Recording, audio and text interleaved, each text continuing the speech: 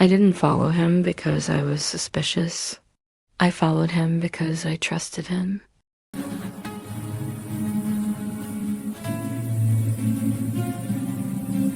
He said he was working late, a big project, and I just wanted to bring him his favorite coffee. Just a small surprise to brighten his night. But as I pulled up, I saw his car wasn't in the office parking lot. It was here outside this little cafe. That's when I saw her, not a stranger. Someone I knew.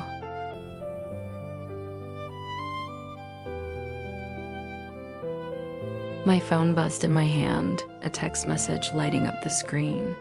"He's with me. Please don't come inside." My heart just stopped.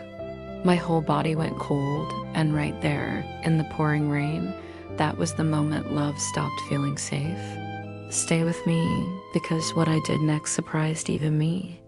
Watch till the end. This isn't about revenge, it's about self-respect. Before I start, do me a favor, tell me something. Who's watching right now? What time is it? Where you are? And where are you from? I'm genuinely curious. And as you listen to my story, I want you to ask yourself, what would you do if this happened to you?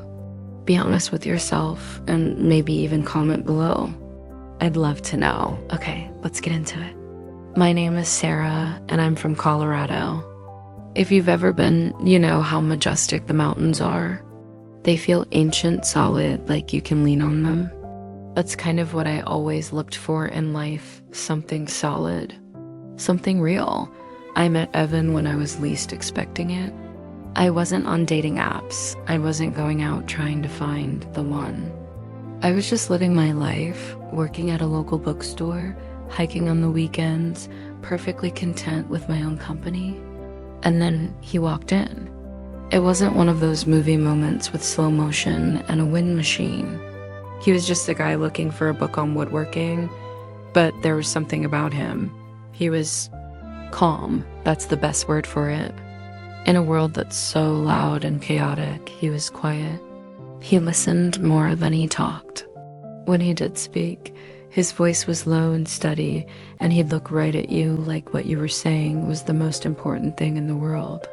He made me feel seen. He made me feel safe.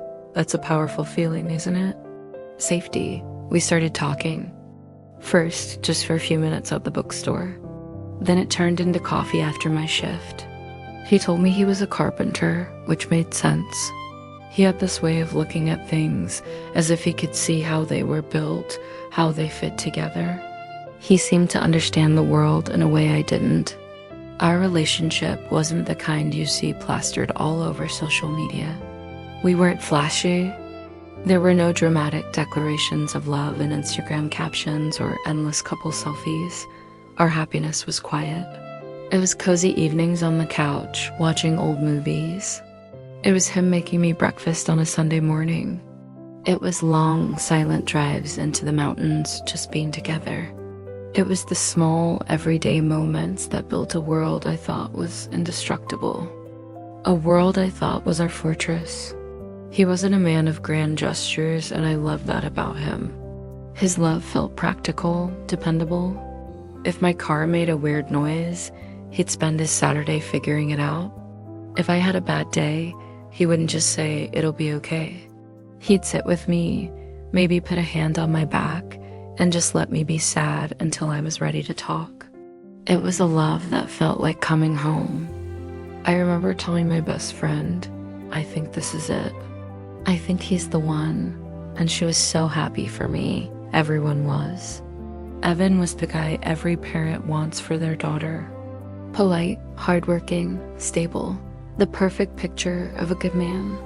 We built a life together, brick by quiet brick. We talked about the future. A house with a big yard for a dog. Maybe kids someday. It all felt so certain, so inevitable. Like following a map where the destination was guaranteed. I gave him my trust completely, without a second thought. Because why wouldn't I? He had never given me a single reason to doubt him. Every action, every word, seemed to confirm that he was exactly who he appeared to be. Our little bubble of happiness was my everything. It was simple and it was real. Or so I thought. Looking back now, it's funny how your mind can play tricks on you. How you can be sitting in the middle of a beautiful, peaceful landscape and have no idea that a storm is brewing just over the horizon. You're so focused on the sunshine that you don't even see the clouds gathering. I was so sure of him, so sure of us. I would have bet my life on his character, on his love for me. And in a way, I guess I did. I bet everything I had on him. And the thing about betting everything is that you can also lose everything. The first crack in our perfect world appeared on a Tuesday. It was a normal day, completely unremarkable. I came home from work, ready to complain about a particularly annoying customer, and found a letter on the kitchen table. It wasn't in an envelope. It was just a single folded piece of paper. And it wasn't in his handwriting. Life with him wasn't a movie. There was no sudden dramatic scene where everything changed. Instead, it was a quiet shift, like the tide slowly going out. It began with patterns, small things you almost convince yourself you're imagining. His replies to my texts started getting slower. His phone, which used to lie face up on the counter, was now always flipped over. And then there was a name he started mentioning just a little too often, Lily. He'd say they were just friends, colleagues working late on a project. But the way he said her name felt different. It held a weight that just friends never does. The crazy part, Lily wasn't a stranger to me. She was someone I knew before he even entered my life. We weren't best friends, but we were friendly. We moved in the same circles. The thought that she, of all people, could be part of this slow-motion car crush was something my mind just couldn't process. It felt too close, too personal. It's a strange position to be in, isn't it? Seeing these little red flags popping up. It makes me wonder, if you notice small signs like this, these tiny cracks in the foundation, would you confront the person immediately? Or would you wait, gather more proof, and let the doubt eat away at you? Let me know in the comments what you would do. I genuinely want to know. For weeks, I tried to push it down. I told myself I was being paranoid, that my past anxieties were coloring my present. I tried to believe him, but the feeling, that cold knot in my stomach, just wouldn't go away. It grew tighter with every late night he claimed was for work, every time he'd jump when his phone buzzed. The trust I had so freely given was eroding, grain by grain, and I felt powerless to stop it. I was living in a state of quiet panic, smiling on the outside while my world was tilting on its axis. I kept telling myself, you need proof. You can't accuse him based on a feeling. But how long can you live on a feeling that's screaming at you? That night, the screaming became too loud to ignore. He said he was going out for drinks with some guys from the office. But something in his eyes, a flicker of something I couldn't name, made me feel sick. So I did something I never thought I'd do. I followed him. I wasn't trying to be a detective. I wasn't looking for a dramatic confrontation. I think deep down, I was just trying to prove myself wrong. I wanted to see him walk into a bar with his friends so I could go home, breathe a sigh of relief, and call myself a fool for ever doubting him. That's all I wanted. But that's not what happened. I saw his car pull into the parking lot of a quiet, dimly lit restaurant on the other side of town, and then I saw them. Him and Lily, they weren't hiding, but they weren't being public either. They sat at a small table in the corner, leaning in close. They were laughing, the kind of easy, comfortable laughter you share with someone you know intimately. He reached across the table and brushed a piece of hair from her face. It was such a small gesture, but it shattered my world into a million pieces. It was a gesture he used to do for me. As I sat there in my car, frozen, my phone buzzed in my hand. I looked down, my heart pounding in my throat. It was a message from a number I didn't recognize, but I knew who it was from. It was from Lily, and all it said was, "Please don't come in." I didn't mean for this to happen. That's when I realized. The betrayal wasn't a loud, sudden explosion. It was familiar. It was quiet. And it had been standing right next to me all along. Walking in, I saw them together. And, the first thing I thought wasn't anger.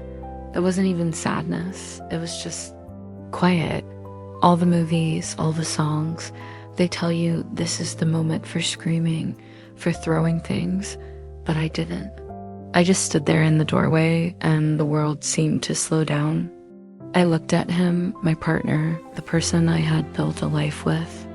And then I looked at her, my best friend, the one who held my hand through every crisis. They both looked up, frozen. The air was thick, so thick you could barely breathe. And in that suffocating silence, I asked the only question that mattered. Just one. I looked straight at him, my voice steady, almost a whisper. How long? That's all I said. How long? And the silence that followed was louder than any answer they could have given. They didn't look at each other. They didn't look at me. They just stared at the floor, at the wall, anywhere but at the wreckage they had created. And in their shared silence, their inability to even form a single word, I had my answer. It wasn't a recent mistake. It wasn't a one-time slip-up. This was a story that had been going on behind my back for a while. That silence told me everything. Later, when some of the words finally started to come out, trickling into the quiet space between us, the narrative they tried to build was one of accident. It just happened.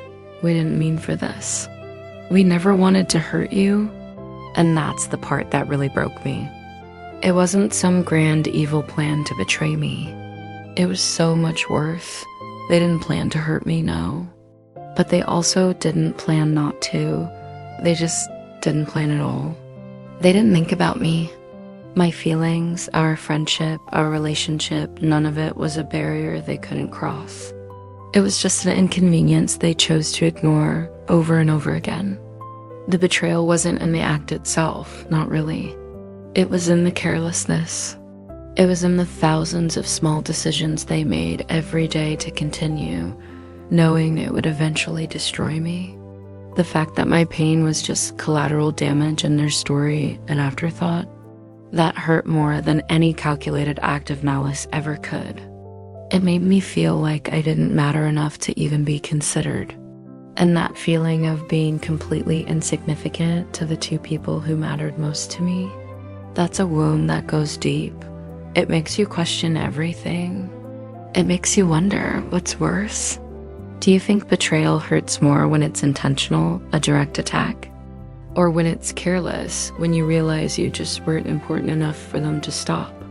Let me know what you think in the comments. I've been thinking about this a lot. I could have screamed. I could have posted screenshots, exposed every lie, and watched their worlds burn. A part of me, the part that was bleeding on the floor, wanted to. But what would that have accomplished? More pain? More drama? Making myself the villain in someone else's story? No, my revenge wasn't going to be loud. It was going to be silent. The first thing I did was block them. Both of them. Her number, his number, every social media account, gone. It was like closing a door on a hurricane. The wind still howled, but it was outside now. Then I did the hardest thing. I called a therapist. I walked into that office feeling like a shattered vase and slowly, piece by piece, started to put myself back together. I learned to forgive myself for trusting them, which was harder than forgiving them for betraying me. I took that trip we were supposed to take together. I went alone. I stood on a mountain, a country I'd never been to, and for the first time in months, I felt the air fill my lungs without a crushing weight on my chest. One chose myself. Quietly, without an announcement, without a single post declaring my comeback, I just started living for me. That was my revenge. It wasn't about hurting them. It was about healing me. It was about proving to myself that my happiness was never dependent on someone else's loyalty. They could have each other. I was taking myself back, and that was a victory greater than any public takedown could ever be. I was rediscovering who I was without him, without them. My world, which had felt so small and centered around him, started to expand. I reconnected with old friends, the ones who knew me before he was ever in the picture. They didn't ask too many questions. They just wrapped me in a warmth I had forgotten existed.